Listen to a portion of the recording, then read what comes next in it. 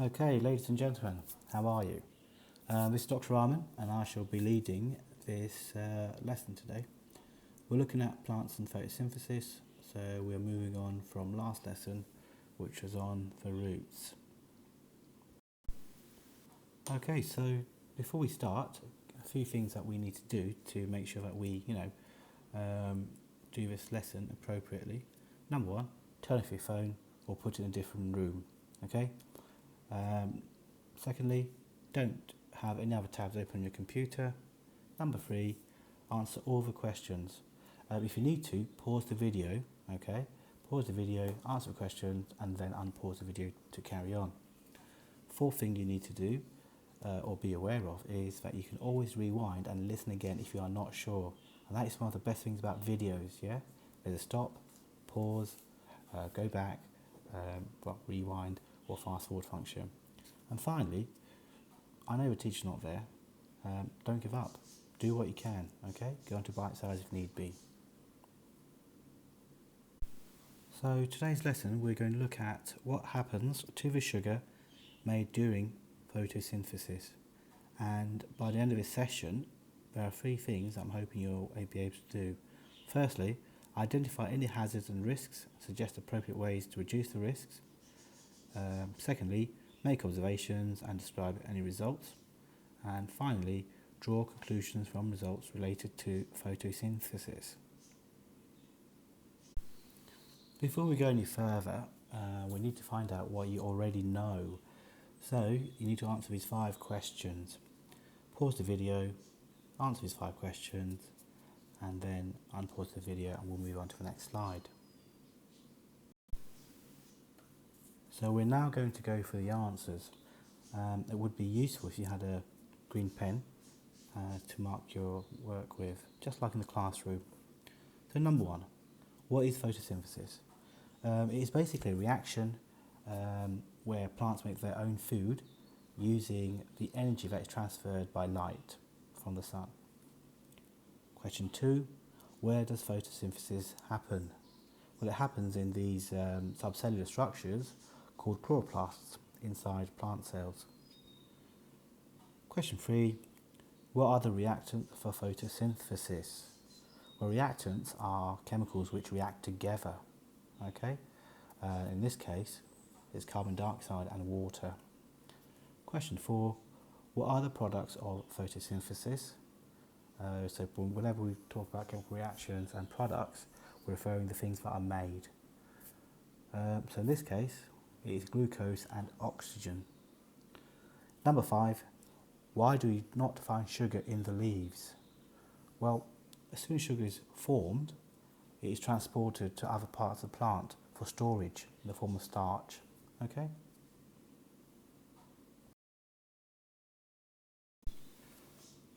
Okay, on this slide I'm now going to give you a few facts or a few bits of information which you may or may not be aware of.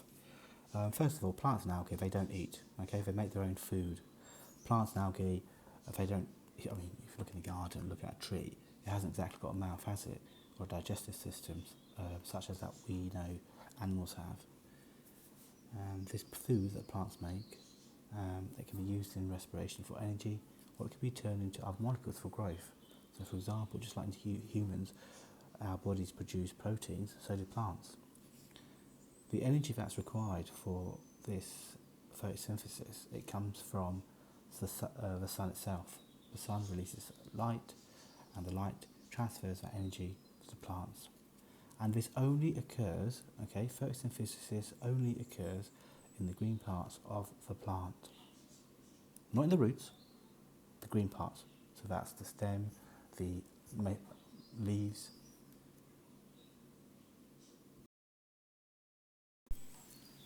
The glucose that is produced during photosynthesis is transported to other parts of the plant where it's stored, okay, stored in the form of starch. So be clear about this. As soon as glucose is made, most of it is turned into starch. Now, starch is a natural polymer. The word polymer means a very, very long molecule. Okay, so we've got starch, which is a natural polymer. Cellulose is another example of a natural polymer. Silk, and Then you've got proteins. Okay, these are all examples of natural polymers, very, very long molecules. Now, what this means is polymers are made of many repeating units in a long chain. So if you look at the diagram there, you've got a long chain of starch, and each starch is made up of looks like a golden hexagon, which represents a glucose molecule. Okay? Okay, testing for starch. The test for starch is iodine solution, and in the presence of starch, the iodine will react with starch and it will form it will go blue-black in colour, blue-black. The natural colour of iodine is orange, browny orange. So what I would like you to do is, in your booklets, read the first page. Once you've read it, okay, just the method on how to carry out this test for starch. Read the first page and then complete the risk assessment. Okay, so pause the video, do this task. You've got about 5 minutes.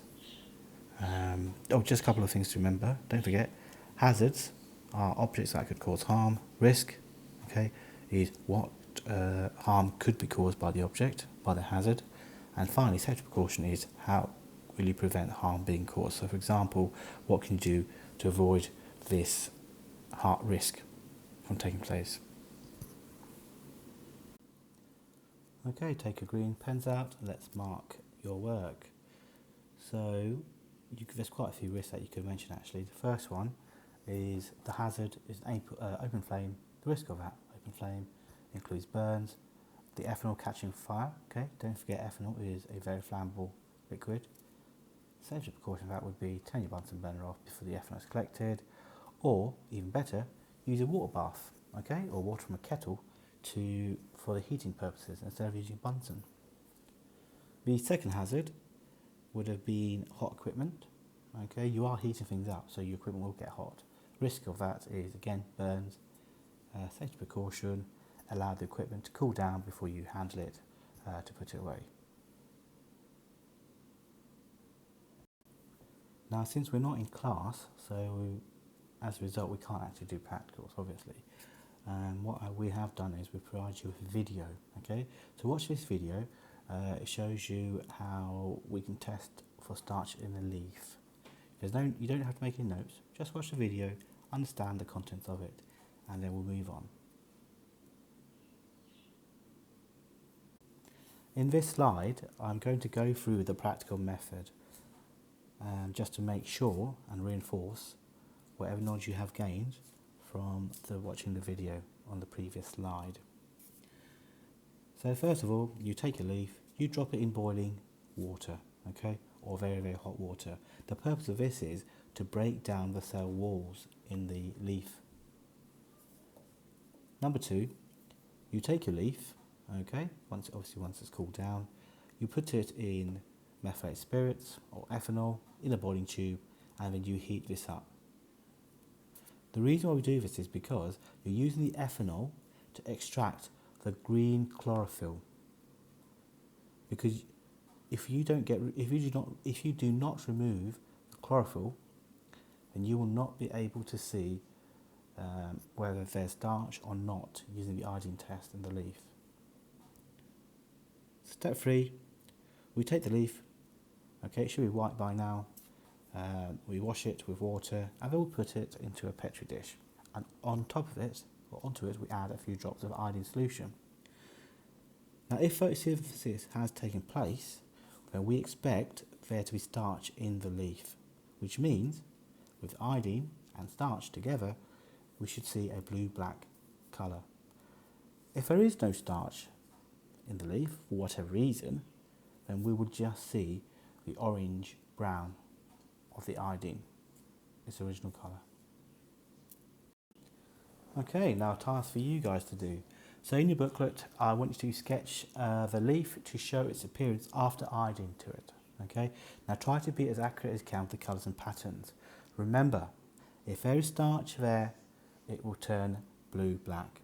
If there is no starch there, it will remain, the iodine solution will remain orange-brown colour.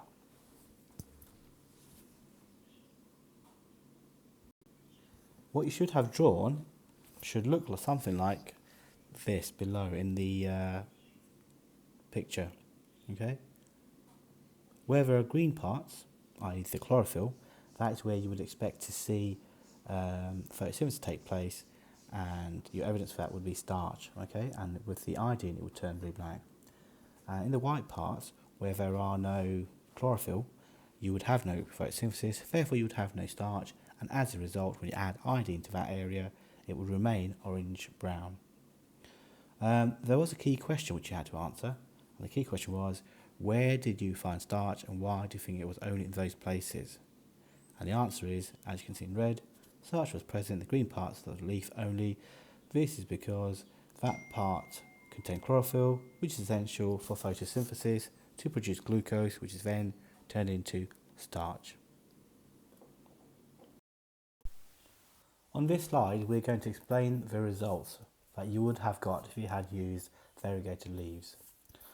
Now, the main feature of variegated leaves is that they have these pale parts which do not contain any chlorophyll, and they have green parts that do contain chlorophyll. Now, as you know, photosynthesis only occurs in the green areas of the leaf. Only the green areas of the leaf react with the iodine to turn blue-black, because that is where you'll find starch.